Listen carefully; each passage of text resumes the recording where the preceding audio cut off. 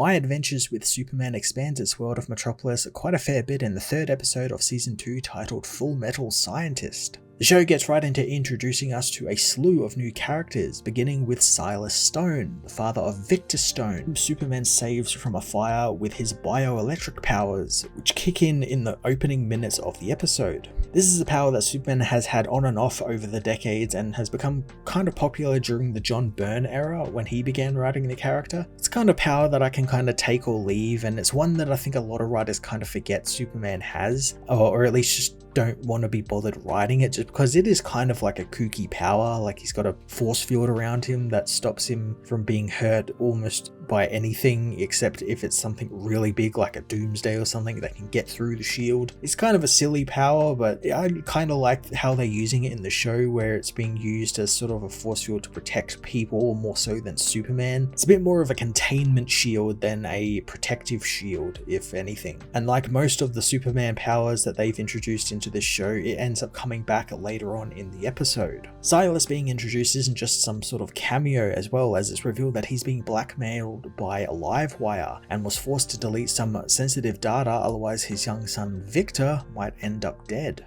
The bulk of the episode is all about Amertek opening a new factory in the heart of Metropolis. Amertek in the comics is a tech manufacturer that specializes in arms and ammunition, and here is no different. It also plays an important part in future Superman family member John Henry Irons' backstory. And here is no different either, as the show introduces its version of John, who is Amertek's lead engineer, just as he was in the comics. John's inclusion really caught me off guard, since it feels like we're introducing him quite early on. Like, I know obviously he was a character who existed before the story that made him popular, and they kind of retroactively wrote him a bunch of stories that took place long before the death of Superman, but everyone remembers him for the death and return of Superman storylines, and it has me wondering if they're going to do something with those characters from that story, not specifically a death or return of Superman story, but something with the characters who were involved in that story, since we've obviously got John here in this episode, and in the 1st episode of Season 2 we also got Hank Henshaw. So it's definitely possible they could be setting up for some sort of story involving the characters from the death and return of Superman storylines. In the first half of the episode we see that John is kind of being used as like a poster child for Amertek, since he is from Metropolis, and so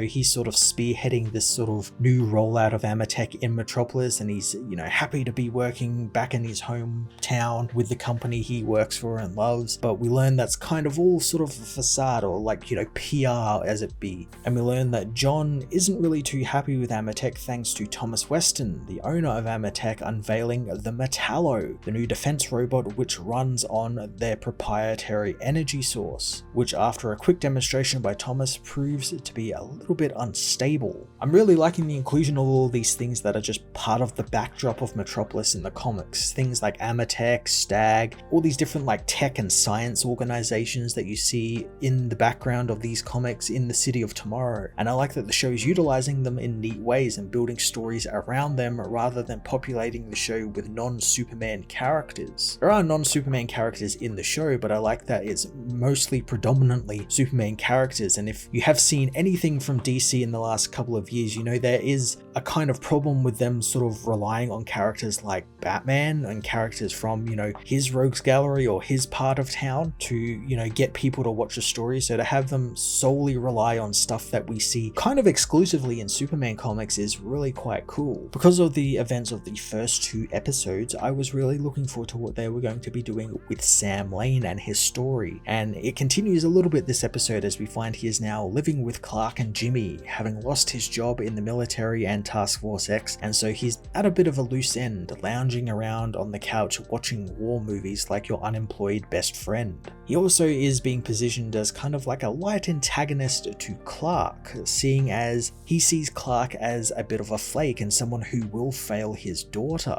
I do still think that this is building towards Clark eventually revealing his secret identity to Sam, since it would solve a lot of Clark's problems with Sam and would also give Sam a good amount of character development for him to start befriending Superman and sort of realize that, oh no, this guy is actually helping the city, and he's protecting my daughter, and I could see them doing some really cool things with that, and I'm fairly certain this is where that story is headed. Jimmy's story, like the last episode, runs kind of like in a deep background, and kind of cut back to him every now and then, and we see he's still dealing with the Flamebird social media thing, and the Newsboy Legion wanting to get a drone helicopter for covering news stories, which again ends up coming back in the end to help out in the final battle against the Metallos. Amertek's demonstration is where Lois's story kicks in, as she is trying to get a scoop on Weston and his Metallo, but is thwarted at every corner by Vicky Vale, the Gotham Gazette's star reporter. Vicky showed up here and there in season 1, and I like that she's continuing to be a foil for Lois, embodying the whole don't meet your heroes trope, but I also like that she is also imparting a lot of wisdom into Lois and giving her sort of lessons on how to be a good reporter. And also in this episode, Lois is also giving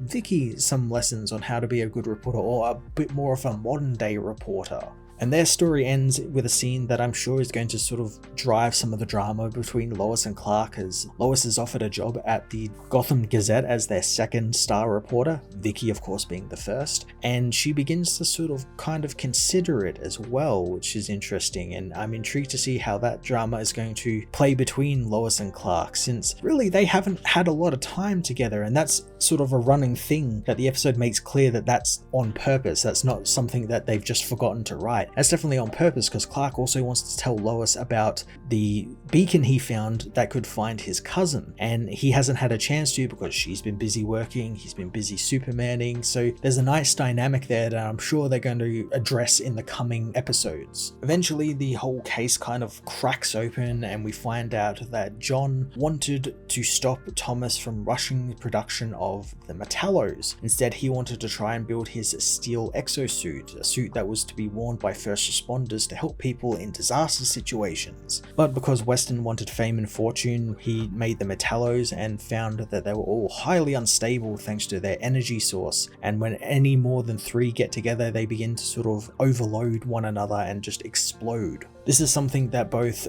John and Silas found out about and actually got footage and evidence of, and it's why they are being hunted down by Livewire, who wants them to delete all of the information on behalf of Weston. In a neat little bit of humour, all our stories converge here, and Lois and Vicky, who are both trying to outdo each other, arrive at John's apartment, which Jimmy and Superman have arrived at thanks to a tip from the Newsboy Legion, and on top of that, Livewire also shows up to stop John from outing the failure at Amertek, which she ends up succeeding in. However, she is quick to leave thanks to Superman being around. And I kind of like how they're using Livewire in the show as like the sort of mercenary for hire, and she'll be working for Task Force X, or in this episode Thomas Weston, and I'm sure she'll appear somewhere else and always just be sort of like a foil for some sort of plan that's going on. From here, the episode doesn't let up on its action, and we go from action sequence to action sequence as Superman uses his new bioelectric powers to stop Amertek's factory core from exploding, and John suits up in his steel armor to battle the Metallos and aid Superman.